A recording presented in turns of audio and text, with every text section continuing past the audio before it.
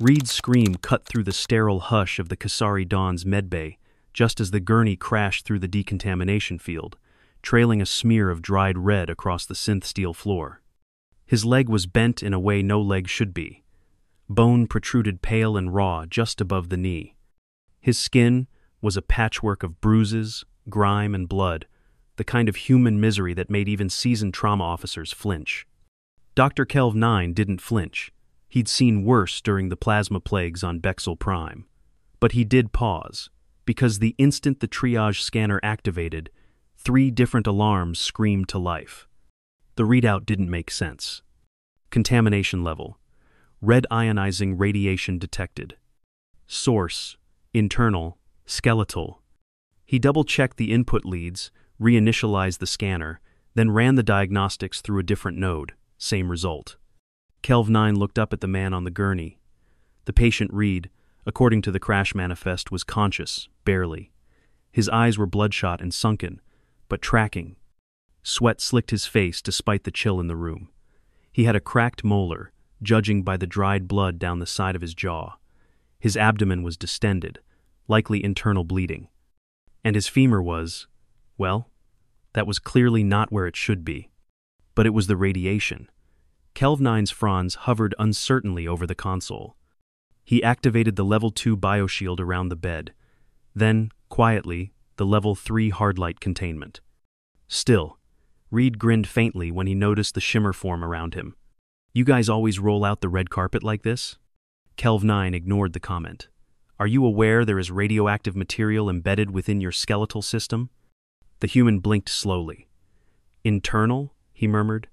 "Not residual? Damn. Must have spiked again." That raised more questions than it answered. Kelv 9 tried to keep his tone neutral. "I'm not detecting surface contamination. The source appears to be distributed through the marrow. Chronic exposure, possibly long-term fusion. Mr. Reed, please explain. Why is there radiation in your bones?" Reed shifted, immediately wincing as the motion tugged at his broken leg. His breath came in a shallow rasp, his voice edged with pain. "Long story." Kelv 9's ocular slits narrowed. "Then you'd best begin." It took 22 minutes to stabilize Reed enough for him to speak clearly. His leg was secured in a traction brace. The bleeding controlled. The ribs were trickier. One was clearly broken, possibly more. The med team administered sedatives just below a level 3 to preserve his cognitive function. Reed declined stronger analgesics. He stared up at the ceiling as the field nurse adjusted the cranial interface. "Started on Earth," he said quietly, "back when we still called what we had a government."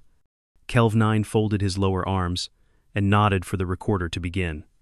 "I was 20. Power crisis had gutted the East Coast grid.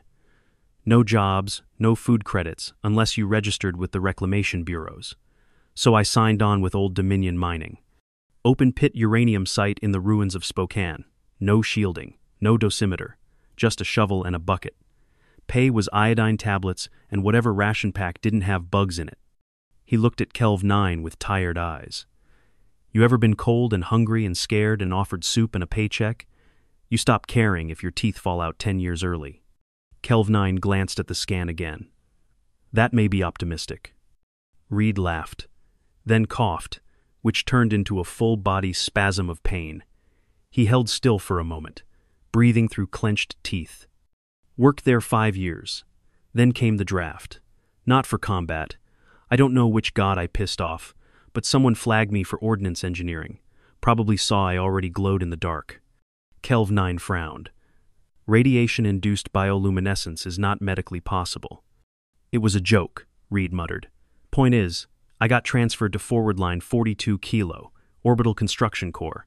Our job was to plant sub-kiloton nukes under enemy supply hubs. Armor-piercing charges. Minimum fallout. Maximum disruption." "You carried nuclear weapons," Kelv 9 said flatly. "As field equipment?" "Carried, armed, buried. One of ours went off 22 meters from my unit once. Not properly shielded. I lost 3 teammates. I didn't even get a nosebleed that day. Just another dose." Kelv 9 stepped back.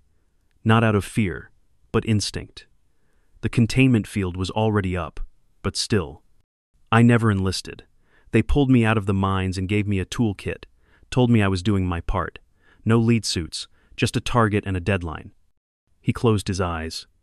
I collapsed mid-op on Kamari 6. Radiation sickness. Couldn't stand, couldn't see. They airlifted me out. Medical discharge.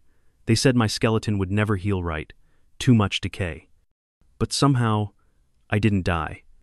Kelv 9 glanced again at the scan, eyes lingering on the isotopic markers.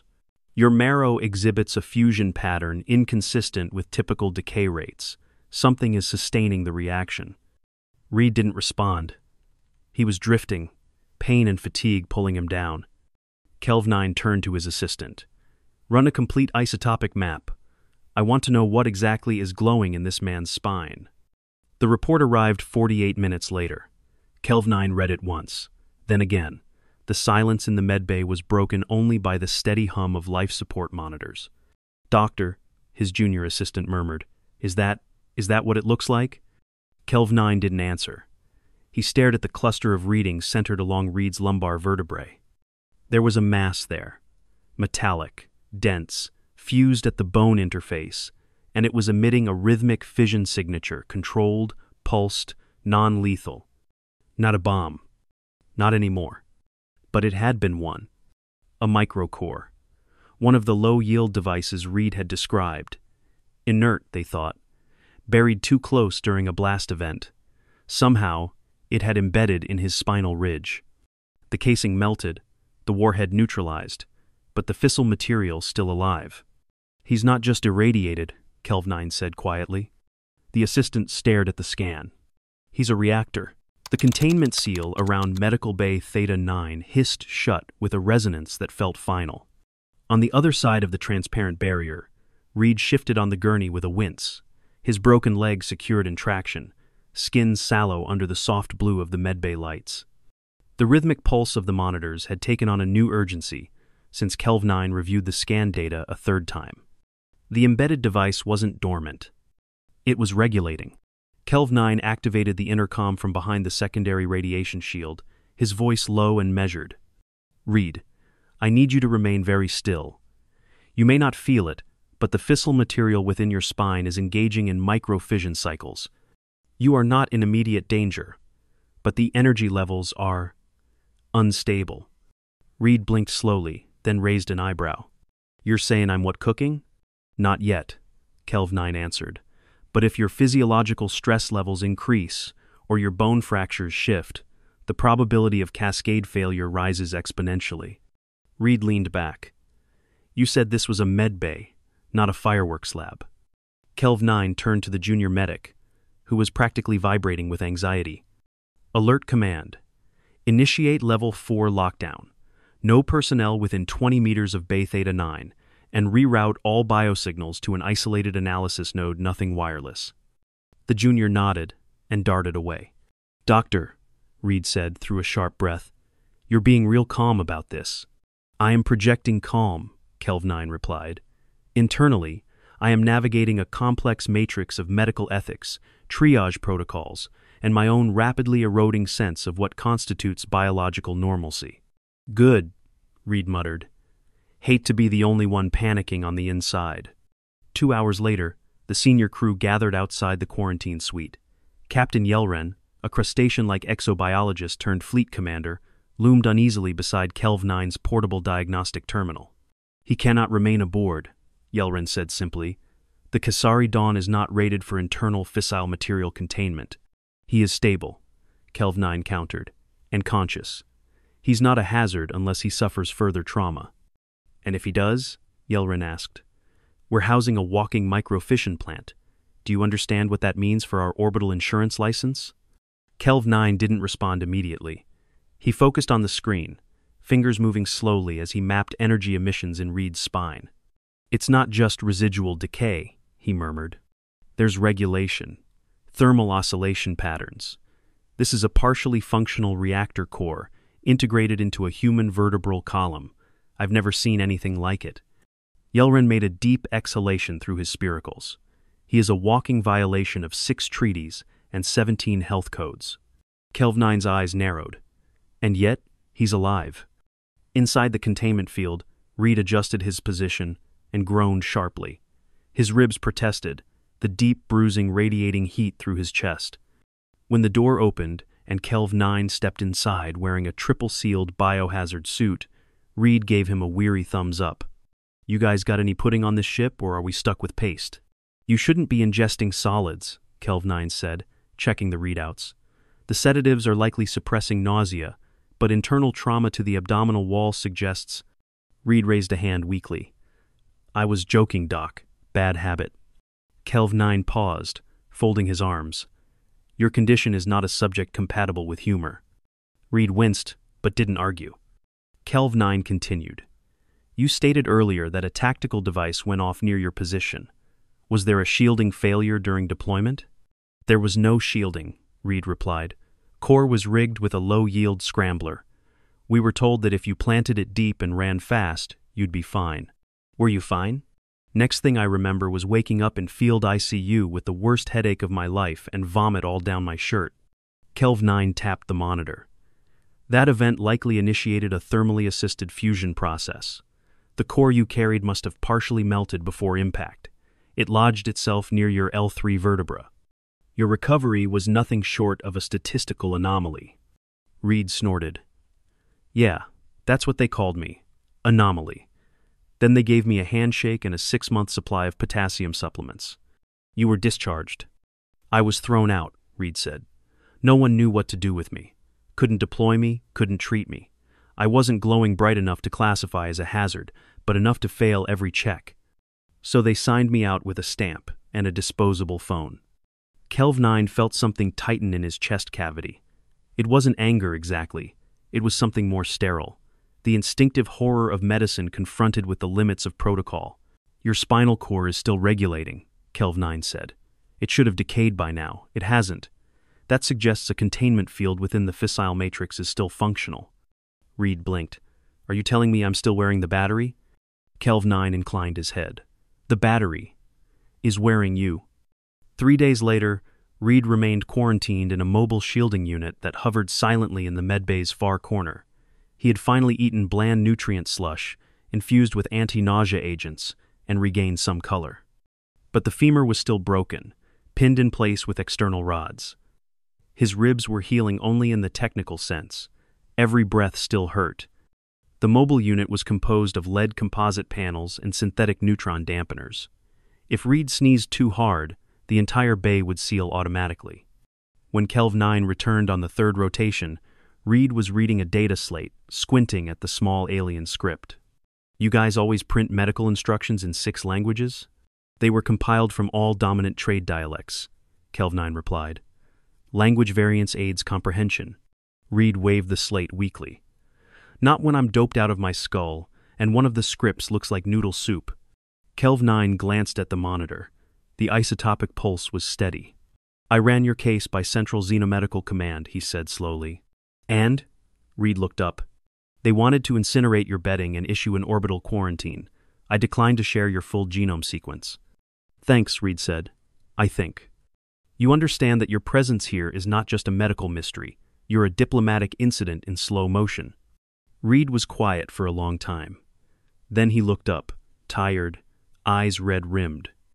"I didn't ask for this, Doc. I wasn't some hero. I wasn't even trying to be useful. I just wanted to make it to next week.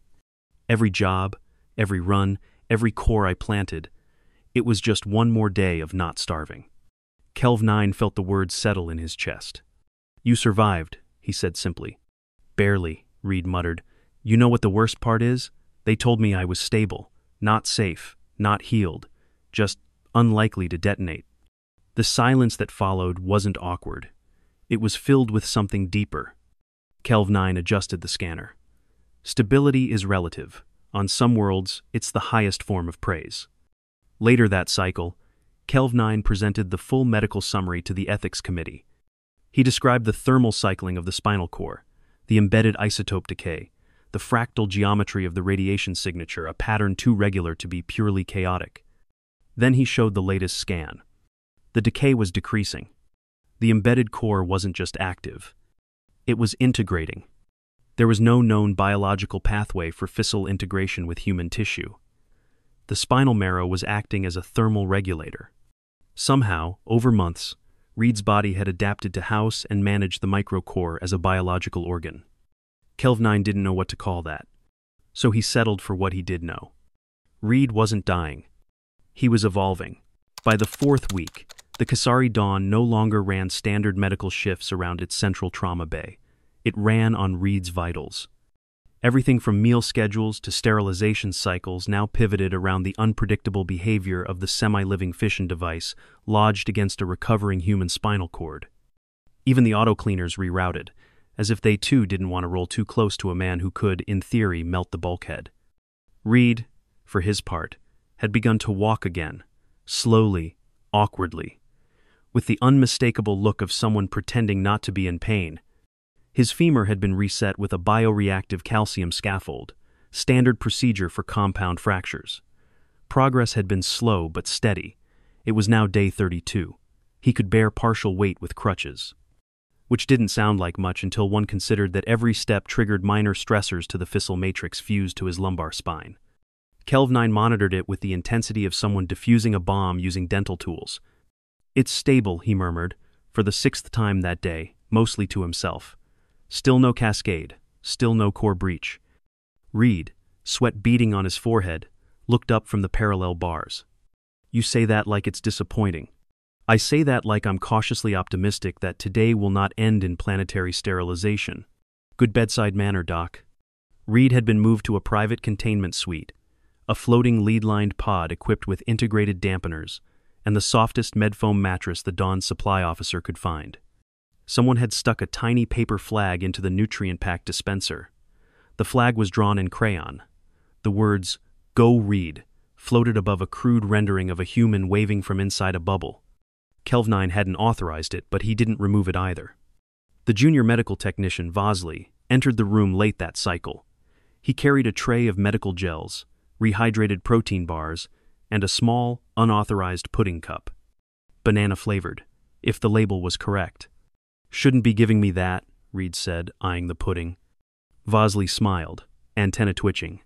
"Technically no, but you've earned it. Also, I was curious about Earth flavors." Reed poked the foil lid. "Banana isn't a flavor. It's a lie agreed upon by the candy industry." Kelvin entered just as Reed made a face at the cup. "Are you feeding the nuclear anomaly dessert?" Vosley looked sheepish. "It's mostly starch and synthetic sugar. Hardly volatile." Reed raised the cup. "Hey, Doc, you ever tried one of these? Want to risk a diplomatic incident over yellow pudding?" Kelvin ignored him and swept the scanner across Reed's lower back. He paused. "The isotopic field has contracted." Reed's eyebrows rose. "That's good, right?" "Not necessarily." Kelvin moved to the console.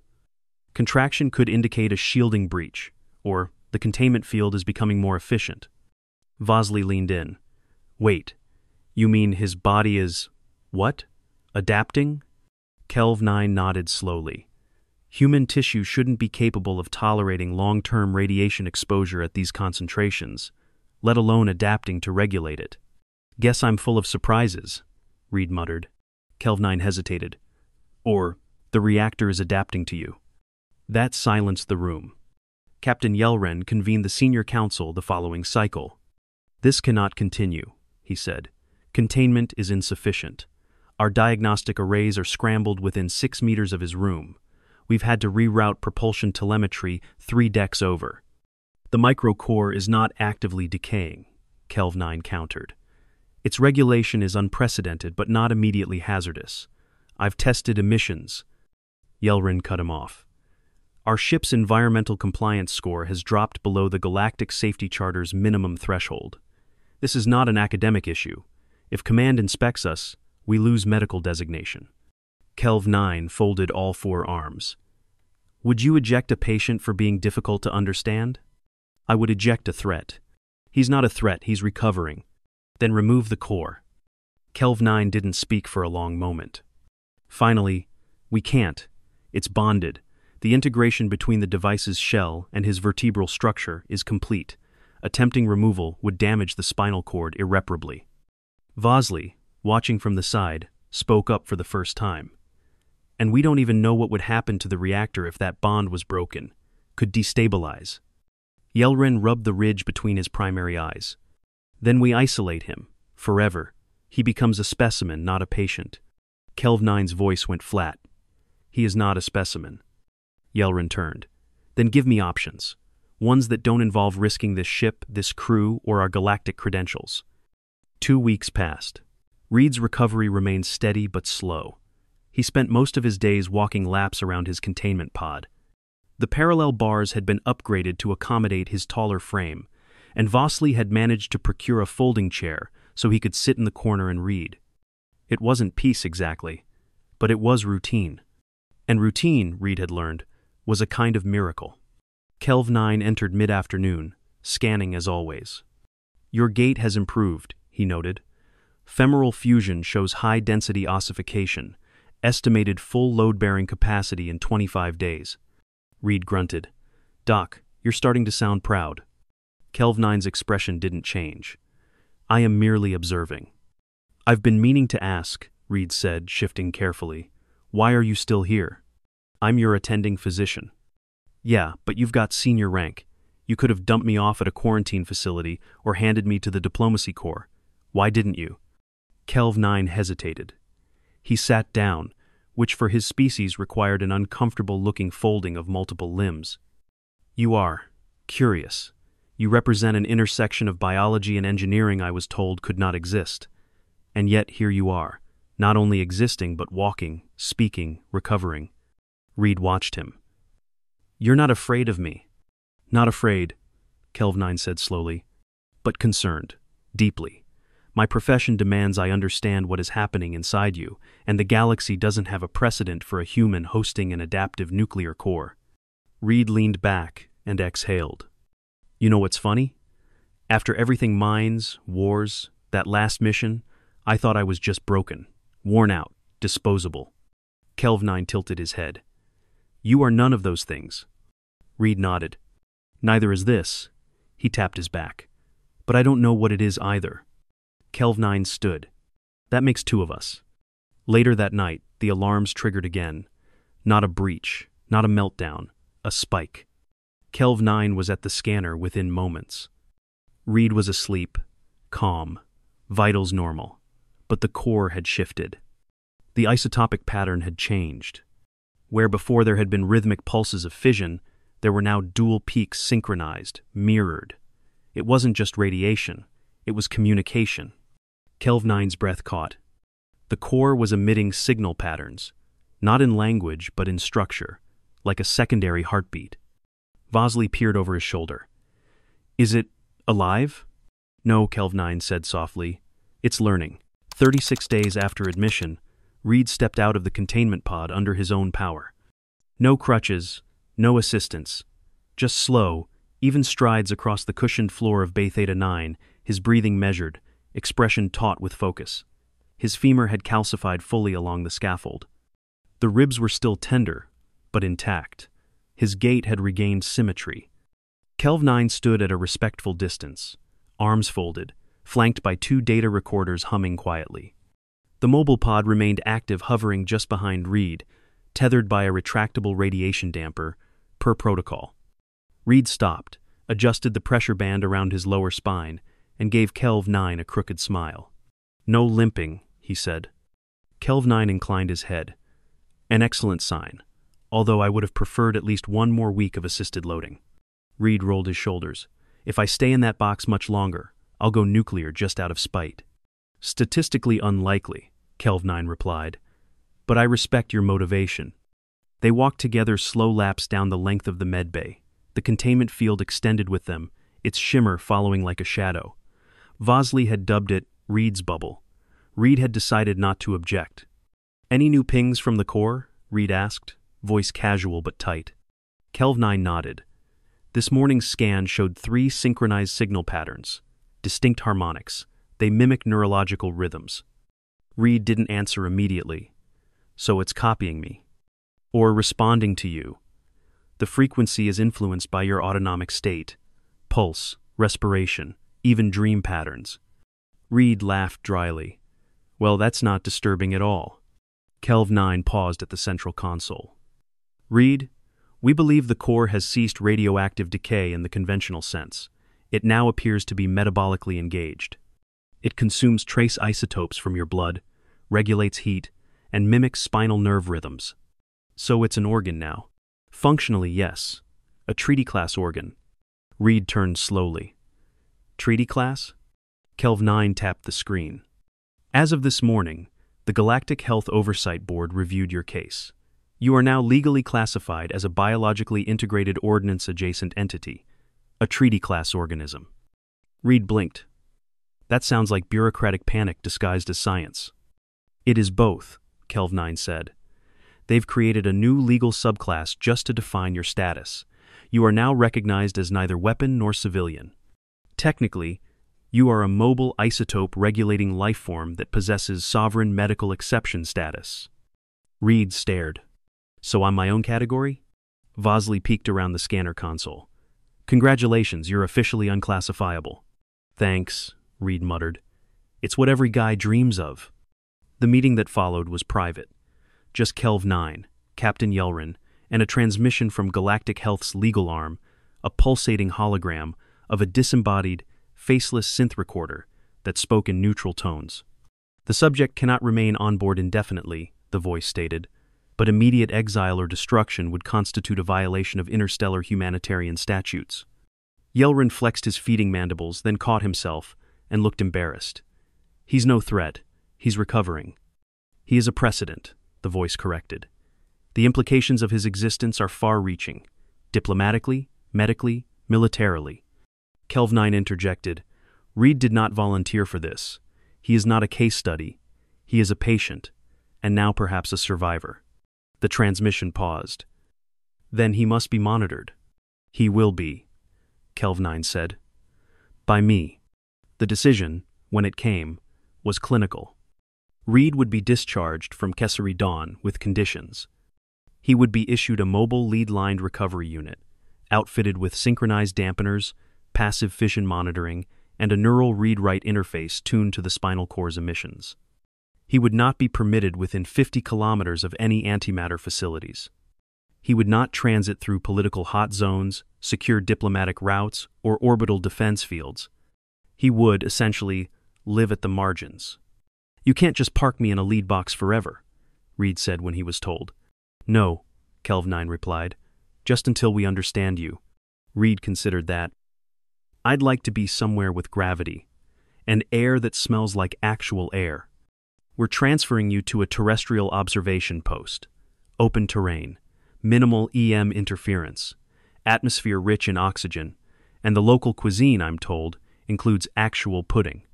Reed looked almost touched. Then, in a quieter voice, Do I get to see other people? Yes, Kelv 9 said, but not too closely. The farewell was awkward. Vosley hugged Reed awkward, antennae brushing against the containment unit's lip, and pressed a new slate into his hand. It has a bunch of Earth recipes I found, for when you're allowed to cook again.